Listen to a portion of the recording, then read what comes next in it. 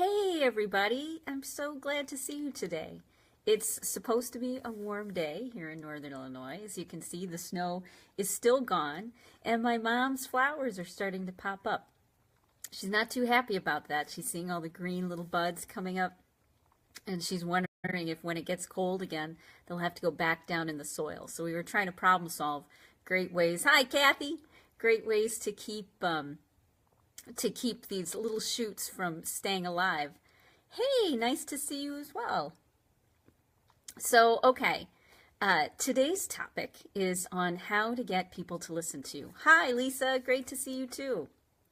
It's about how to get people to listen to you. And we're going to be talking about this all week because it's a huge topic. Oh my gosh, how people can give you, hi Gail, great to see you. How people can give you, quickie little whatevers to communicate with other people is madness. It's complete insanity and delusional. So instead, we're at least breaking it up into 5 parts this week. And I spend a lot of time listening to people and communicating with people and that back and forth. And if you're watching this, you're probably one of those people that everybody in the world finds and tells you their story, tells you their problems. You're the go-to that people look to give them advice and wisdom and to listen to them. And, my mom was just talking about how that happens to her. She'd already checked out at a quilt store. She was with the group. And this woman came up and she didn't even know her and started telling her everything about herself. And I'm sure you've had lots of experiences like that too. And you're probably not one of those people that go around and tell everybody whatever's going on with you. You're probably a little bit more private. You're probably more, your life and your stories are more precious to you. And you don't want to be one of those people that goes around and spreads all of your, dirty laundry to the world. You're just not that sort of a person. Now, it's interesting because some of the issues I've worked through is how come everybody else gets to talk about their problems and complain and be in a bad mood and be rude and insulting, and I can't? That's really not fair. Well, here's something to think about. So I've told this story before. It's about how I was in Vegas and I was naked in a sauna and a woman came in with a magazine fully clothed and started to talk to me. And that really bothered me because I was naked. And so I had this vulnerability and privacy and I wanted to be left alone. And instead of saying like I should have, you know what, I think I really just want to be quiet today, but thank you, I really appreciate you talking to me. Instead, I was in a space, this was many years ago, where, I thought, well, I'll put her off. I won't be so direct. And so she keeps asking me questions, about the magazine she's reading and opinions and things along those lines. And I'm giving one-word answers until I finally give up. And I decide, okay, I'm going to have a conversation with this woman. So I did, and we spent like a half an hour, and I did not have a good time. I did not enjoy listening to all of her relationship issues. Hi, Annette, great to see you. And, all of the difficulties in her life and having it be one-sided. I didn't like that at all. But, being a healer type and being a stoic German woman, who wants to support people and have compassion. I'm hot. Finally, we're done. We go out. Hi, Doug. Great to see you. And, I say to her, well, I'm glad you had a chance to tell somebody how you felt, to talk to somebody. And she said to me, oh, I tell everybody this stuff. And right then and there, that was my lesson. There are people out there in the world who tell everybody everything, and that's how they're able to find you, the one person in the crowd of 1,000 who will listen to them, because they're telling everybody what's going on with them. So how does this work for you? Somebody who's looking to be heard and be listened to, but you don't want to put all of your stuff on Facebook. You don't want to complain about politics. You don't want to be that person. You're a little more private, a little more introverted. Well, what happens is people like us, we tend to then choose, hi Cheryl, great to see you. We tend to then choose, the most difficult people in order to share ourselves with. And Michelle's here too, how great. We'll choose the people who have power over us, like our boss or, the person in the office who actually listens to us, but they'll gossip about you later on. Or maybe our spouse, we're like, well, that's your job. You're here to listen to me. That's what you're supposed to do. But there's a lot of emotional things going on. So one of the phrases from the Bible, and I'm not into the Bible like at all. I was raised Catholic, and my Catholic upbringing was about, you just learn certain things and that's it. And I really didn't know how all of it worked. But there was a phrase that stuck with me, and the phrase was, don't throw your pearls before swine. And what that means is, here you need to be heard. You need to be listened to, because we all need that. But what we do is we choose times that when it's most important to us, assuming that the person we're going to talk to, the people who are supposed to be there for us, who we've been there for thousands and thousands of times, that they're going to be able to turn the tables and be present for us. That's throwing your pearls before swine. Because in reality, people are very self-absorbed, and it's not bad. We're distracted by everything that's going on, by technology, by politics, by Facebook, by games we're playing, by our job. We're so distracted, and we have these layers that protect us or guard us or separate us from the people around us, so we can't feel them anymore. We're not in touch with each other anymore at all. And that's just the way that it is. And so when you try to communicate something that's important to you at a time when the other person isn't present, it's not going to work. Now, you could be one of those people that goes around and tells everything to everybody, and eventually they find you, as I said, to listen to them. But 99% of the people aren't. They're checked out. They're doing something different. They're, guarded or thinking about Facebook or their task list for the day. And so those people, really, it's more like a numbers game. How do we find the one person to talk to? Now, that's not you. You just want to tell somebody that you trust, that you care about. So you have to find someone. You have to discern and find people that are present and can hear you. People like you.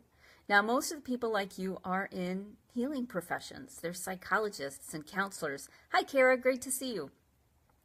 They're psychologists and counselors and massage therapists and energy workers, and they do Reiki, and, they do all of these things because they know how valuable it is to be present to somebody else. So because I need to be heard on a regular basis, because there are things I need to sort out. Hi, Cheryl. I need to process through, or at least hear myself think. I've always kept people in my life. Sometimes they've been one good friend that I can talk to. And usually I'll email them and sort out my thoughts. But presently, for the last couple years, hi, Jennifer. Nice to see you. It's been a while. So for the last couple years, I was smart enough to find somebody like me. So I see a psychologist every week, no matter what I have to say, even though there's nothing bad going on in my life, because we all need to be heard. And that's the key here. When you need people to listen to you, one, you have to find people who are present to listen to you. And it's usually not going to be, your friends. And it's not going to be your family. And it's not going to be your spouse. Because there's so many other things going on in your relationship that they can't be present to it. They can't be present to what you're saying. And it would take a lot for them to be able to stop and give you their attention. Whereas if you find somebody and it's a counselor or it's a massage therapist or a good friend where you do this for each other, healing partner, and I've had healing partners in the past, the agreement is we will be present to each other, and that's the payment. I will be present to you, and you will be present to me.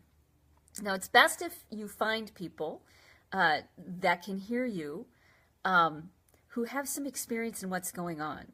So I've got a close friend who's dealt with vertigo and dizziness, actually, for probably about 5, 6, 7 years. And she tries to tell people what she's experiencing, and they don't get it. And they put a lot of judgmentalisms on her. And they put a lot of, well, you should just do this and you should just do that. And she's learned to stop talking to people about what's going on. Hi, Vanessa. I'm glad you're here. She's learned to stop talking to people about what's going on, but instead find the groups that can really be helpful and present. So she'll go on Reddit. She'll find closed groups of people who are dealing with the exact same thing, and she'll post questions and have conversations there. Because when we try to be heard from people who have lots of layers and their own intentions and have no idea what you're talking about, it's a recipe for failure. So now let's say you're someone who it's very difficult for you to share what's on your mind and in your heart, but you need to be heard. As I said, we tend to choose people who are unavailable to us and then get frustrated, and it shuts us down even more.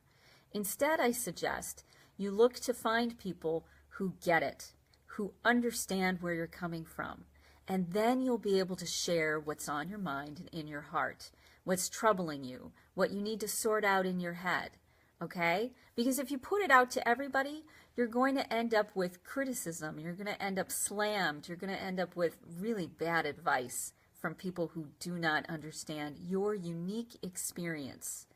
You know, when I found my psychologist this time around, I did a lot of homework because I wanted someone who had a similar background. I wanted somebody who was a little bit further on a similar path as I was.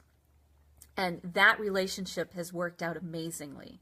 So step one to getting people to listen to you is to find the people who are able to listen to you. Now, for the time being, it might be somebody that, you know, you have an arrangement with. And then later this week, we're going to be talking about how to wait and how to communicate with the people that you care about the most, the people that you really need to get a message to, or people who have power above you, you know, and communicate the things that you need in a way that's graceful and effective, that doesn't cause a fight and doesn't sabotage the things that matter to you. All right?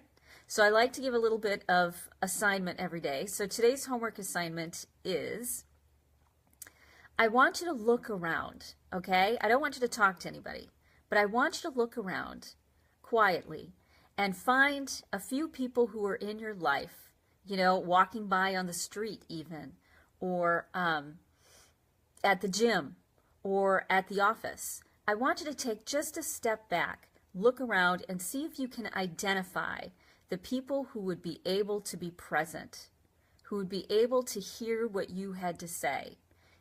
Things, you know, maybe someone who has something in common with you, or someone who looks, who has that presence of not being distracted, or someone who's in a healing or helping profession. I want you to look around and see if you can start identifying the people who have the ability to be present, the people who are just like you. Okay? So, tomorrow, it's going to be another lesson on how to get people to listen to you. And we're going to start talking about how to wait for doors to open. Because if you time your communication perfectly and in the right sequence, then people will actually hear what you have to say. So that's it for today. I hope you have a great rest of the day. I hope you stay warm. And ciao until tomorrow. Bye.